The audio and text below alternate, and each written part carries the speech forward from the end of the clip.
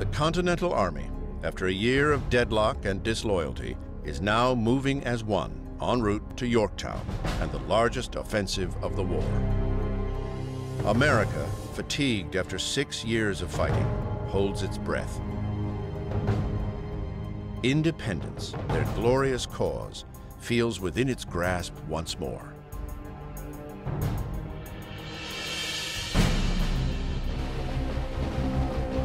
September 5th. Admiral de Grasse and his French fleet arrive first to the Chesapeake Bay and take on the inadequate British force sent to chase him out.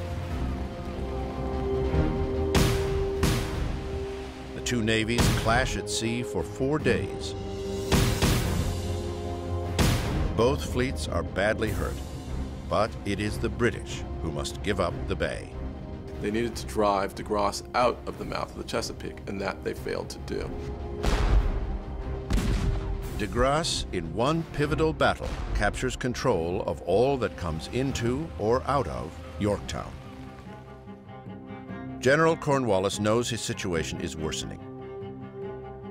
He needs more help. He needs reinforcements. His commander, Henry Clinton, has not budged from New York. One by one, his routes of escape are cut off. De Grasse's ships inch up the York River. George Washington takes the south. French ground troops occupy the north and west. 17,000 French and Continental soldiers now surround Cornwallis. Washington presents his plan: launch a massive frontal assault on Cornwallis. His European allies disagree. Yorktown has now become heavily fortified. Washington will lose a lot of men in the assault. General Rochambeau, the French commander, suggests a long-range siege of cannon and mortar. Washington sees it as a better strategy.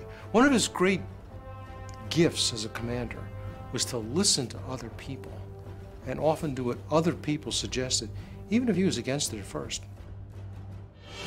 On October 6th, the siege begins.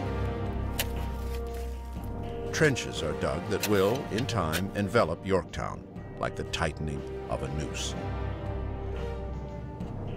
Earl Cornwallis to Sir Henry Clinton. Sir, the enemy made their first parallel on the night of the 6th. On the evening of the 9th, their batteries opened and have since continued firing without intermission. Against so powerful an attack, we cannot hope to make a very long resistance. General Charles Cornwallis. A lot of a siege is about the timing. Can you force a city to surrender before the city gets reinforcements?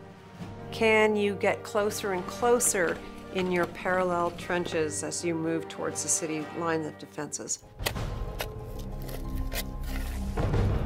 October 11th, the second parallel is dug, closing the circle around Yorktown. Still, there is no sign of Clinton's reinforcements. Clinton promises support, and Clinton promises support, and Clinton promises support, and Cornwallis waits for the support, and he waits for the support, and it doesn't arrive. October 14th, 8 p.m. Washington's troops close in and make a full-scale attack on the outer redoubts of the fort.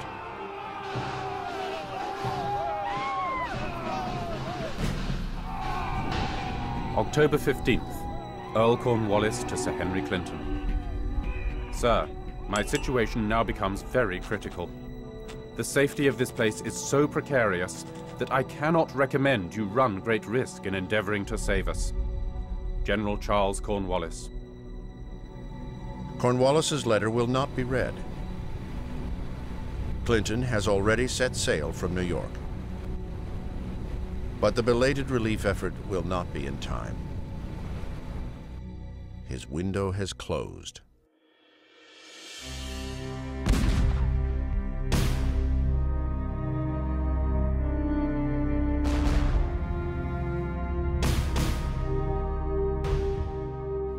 For 6 long years, Washington fought a war marked more by loss than victory.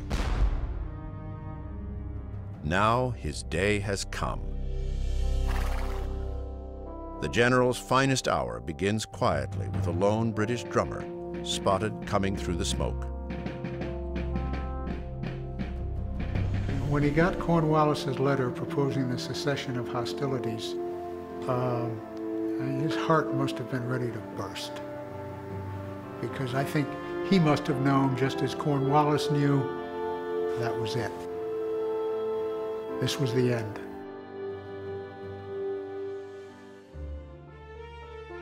To Sir Henry Clinton. Sir, I have the mortification to inform Your Excellency that I have been forced to surrender the troops under my command.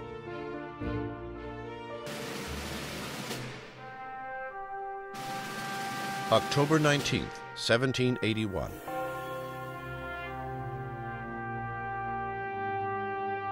"7,000 redcoats lay down their arms in front of General George Washington. On this momentous occasion, only one person is missing. General Charles Cornwallis avoids the ceremony, claiming illness. No doubt he felt worse on this day than any other in his long military career.